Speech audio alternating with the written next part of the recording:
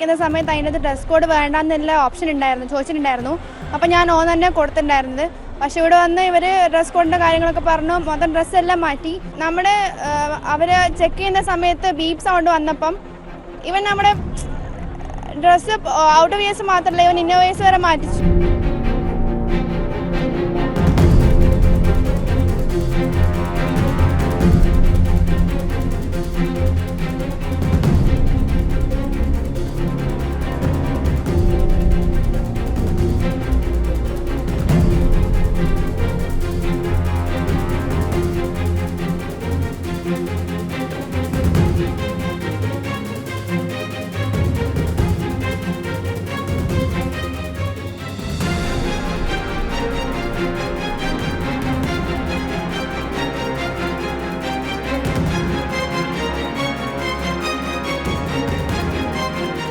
പതിനെട്ട് 19 വയസ്സ് പ്രായമായ പെൺകുട്ടികളാണ് ഈ സ്കൂളിൽ എക്സാം എഴുതുന്നത്.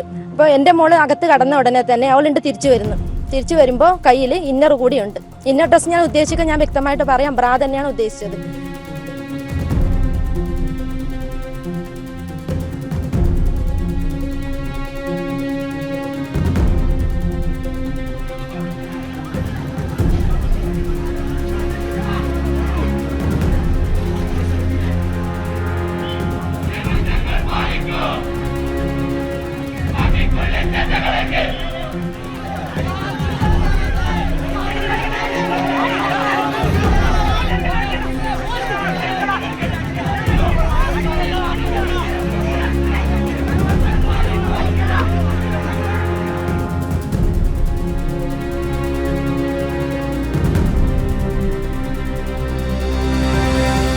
ഞായറാഴ്ച കണ്ണൂരിലെ ഒരു എൻട്രൻസ് പരീക്ഷയ്ക്ക് മകളെയും കൊണ്ട് പോയിരുന്നു.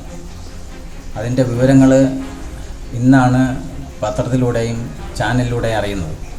നടക്കാൻ പാടില്ലാത്ത പല കാര്യങ്ങളുമാണ് അവിടെ നടന്നത്.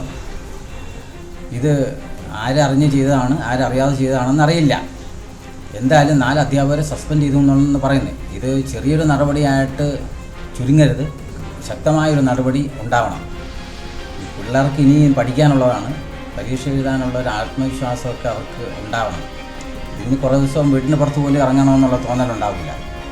അതുകൊണ്ട് ഈ അവസ്ഥയ്ക്ക് ഒരു മാറ്റം വരുത്തിയേ പറ്റൂ, ശക്തമായ നടപടി ഉണ്ടായേ പറ്റൂ.